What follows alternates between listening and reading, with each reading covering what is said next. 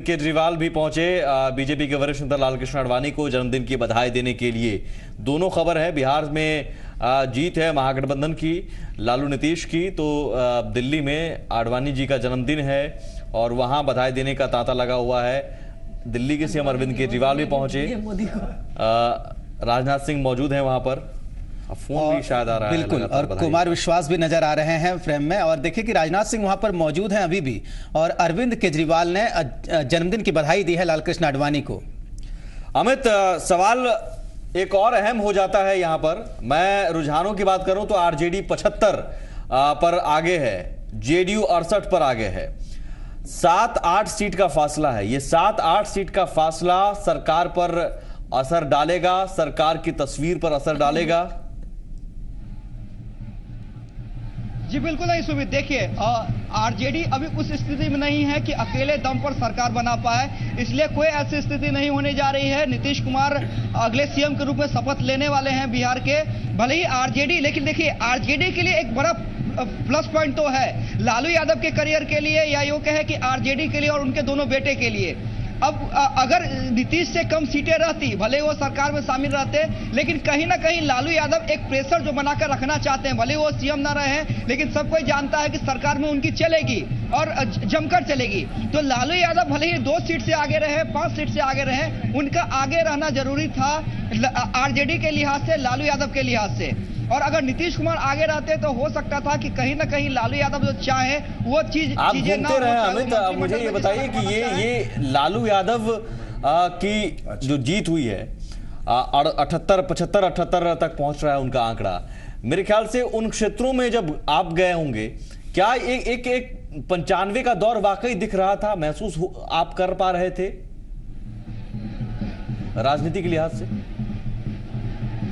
जी निश्चित रूप से देखिए राजनीतिक लिहाज से काफी इंपॉर्टेंट है आरजेडी का आगे होना, लेकिन देखिए अभी कोई ऐसी स्थिति नहीं होगी जिसमें लालू यादव नीतीश कुमार को मुख्यमंत्री ना माने, क्योंकि लालू यादव लगातार सवाल मेरा वो नहीं है अमित, नीतीश कुमार तो मुख्यमंत्री बनना है। मेरा सवाल ये था कि लालू यादव की अगर इतनी बड़ी जीत हुई है तो क्या उसके पीछे नीतीश जी का विकास फैक्टर बना, या फिर लालू जी का जो एक पोलराइजेशन माना जा रहा है, कास्ट पोलराइजेशन, जो लालू जी खुद भी कहते रहे कि 90 के दौर 95 के दौर का ये चुनाव हो गया है, वो वाकई आपने भी महसूस किया?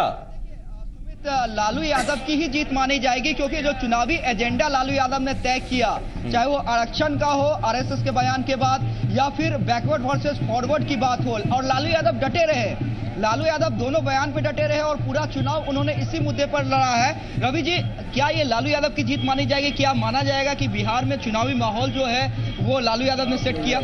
देखिए लालू यादव वोकल है और बातों का जवाब देना राजनीति में मायने रखता है कि जो भी आप पर आरोप लगते हैं उसका जवाब आप कितना जल्दी देते हैं और कितने तरीके से देते हैं। तो लालू ने हर जो आरोप लगे उनका जवाब दिया, जबरदस्त जवाब दिया और तुरंत जवाब दिया, तो मैसेज क्लियर रहा। गाय वाले मामले आपको याद हो, गाय में उनका बयान आया, उन पर आरोप लगा, उन्होंने फिर बाद में अपनी माफी मांगी, उनको कहा कि शैतान मेरे जुबान पे आ गया। तो वो जानते हैं कि स्ट्रेटजी को टर्न करना। नीतीश और लालू की एक अच्छी स्ट्रेटजी रही कि नीतीश कुमार बिल्कुल साइलेंटली डेवलपमेंट के एजेंडे पर अपना कहीं भी कंट्रोवर्सी में नहीं फंसा। आप देखें तो पूरे चुनाव में कहीं कंट्रोवर्सी में नहीं फंसे, एंटी कंट्रोवर्सी जैसी कोई चीज भी नहीं दिखी है इसमें। बिल्कुल, मैं फर्स्ट फेज और सेकंड फेज लगातार घुमा, लगभग 14-15 जिले घुमा, उसमें ऐसा लग रहा था कि नीतीश कुमार के खिलाफ एंटी इनकम्बेंसी ऐसा कुछ भी नहीं है। लोग मानते हैं कि नीतीश कुमार ने बिहार के लिए काम किया है, विकास के लिए काम किया है, डेवलपमेंट का काम किया है, महिलाओं को ताकत दी है।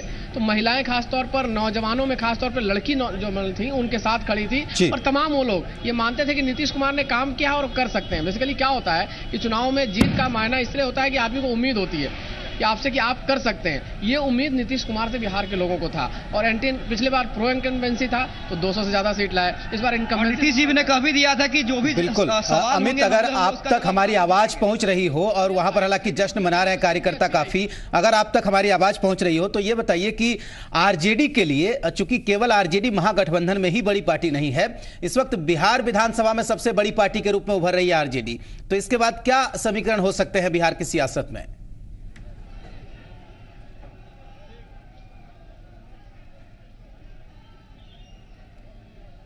अमित, आप तक आवाज आ रही है?